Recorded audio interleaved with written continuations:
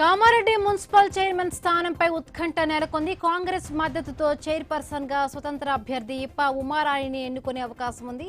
Vice chairperson గా BRS నుండి ఒక్కరికి ఛాన్స్ ఇస్తారని సమాచారం. ఇటీవలే కాంగ్రెస్ లో చేరారు స్వతంత్ర అభ్యర్థి ఉమారాణి. ఇక్కడ పార్టీలో ఎవరికి వారు మద్దతిస్తున్నారో తెలియక గందరగోళం నెలకొనడంతో రాజకీయం ఆసక్తికరంగా మారుతోంది.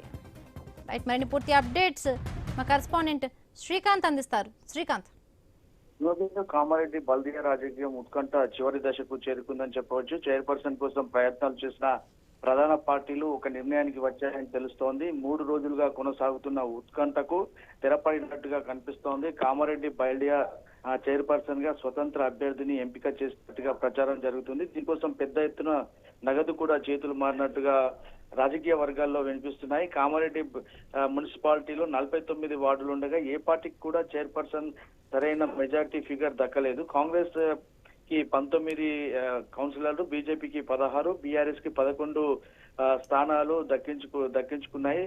3 స్వతంత్ర అభ్యర్థులు గెలిచారు. అయితే ఫలితాల అనంతరం 3 స్వతంత్ర అభ్యర్థులు కాంగ్రెస్ గూటికి చేరారు. దీంతో కాంగ్రెస్ బలం 22కు చేరింది.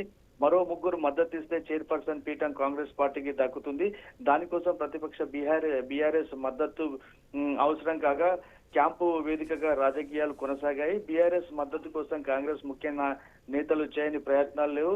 అయితే కాంగ్రెస్ నుంచి చైర్పర్సన్ అభ్యర్థి ఎవరనేది తెలిస్తే మద్దతుపై స్పష్టత వస్తుందని భావించారు. దీంతో స్వతంత్ర అభ్యర్థిగా గెలిచి కాంగ్రెస్ లో చేరిన ఇప్ప ఉమారాణి పేరును తెరపైకి తెచ్చారు. మున్సిపల్ అధికారిగా వర్గాల లెక్కల ప్రకారం ఇప్ప ఉమారాణి స్వతంత్ర అభ్యర్థిగా రికార్డుల్లో నమోదై ఉంటుంది. ఏ పార్టీకి సంబంధం లేని వ్యక్తిగా ఆమె పేరును తెరపైకి తేవడంతో మద్దతు ఇవ్వడానికి బీఆర్ఎస్ కూడా ముందుకు వచ్చినట్టుగా ప్రచారం సాగుతుంది. ఈ క్రమంలో నాయకులు తమ మేధస్సుకు పదును పెట్టినట్టుగా తెలుస్తుంది. స్వతంత్ర అభ్యర్థి ఇప్ప ఉమారాణి పేరును తెరపైకి తెస్తే ఏ పార్టీకి నష్టం జరగదని భావించినట్టుగా సమాచారం. దీంతో బీఆర్ఎస్ కూడా తాము కాంగ్రెస్ పార్టీకి మద్దతు ఇవ్వలేదని, స్వతంత్ర అభ్యర్థికి మద్దతు ఇచ్చామని చెప్పుకునే అవకాశం కూడా ఉంటుందని ప్లాన్ చేసినట్టుగా ప్రచారం సాగుతోంది.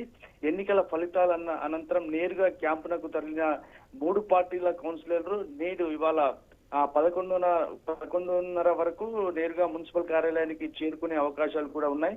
చైర్పర్సన్ ఎన్నిక సందర్భంగా కాంగ్రెస్ పార్టీ బలపరిచిన స్వతంత్ర అభ్యర్థికి పూర్తి స్థాయి మద్దతు లభించే అవకాశాలు ఉన్నాయి. ఈ మేరకు మున్సిపల్ కార్యాలయంలో చైర్పర్సన్ ఎన్నిక కోసం అధికారులు కూడా అన్ని ఏర్పాట్లు పూర్తి చేశారు. ముందుగానే కౌన్సిల్ సభ్యుల ప్రమాణ స్వీకారం అనంతరం చైర్పర్సన్, వైస్ చైర్పర్సన్ ఎంపిక చేసినట్టుగా వారి ప్రమాణ స్వీకారం చేయించనున్నారు. Right, thank you Srikanth.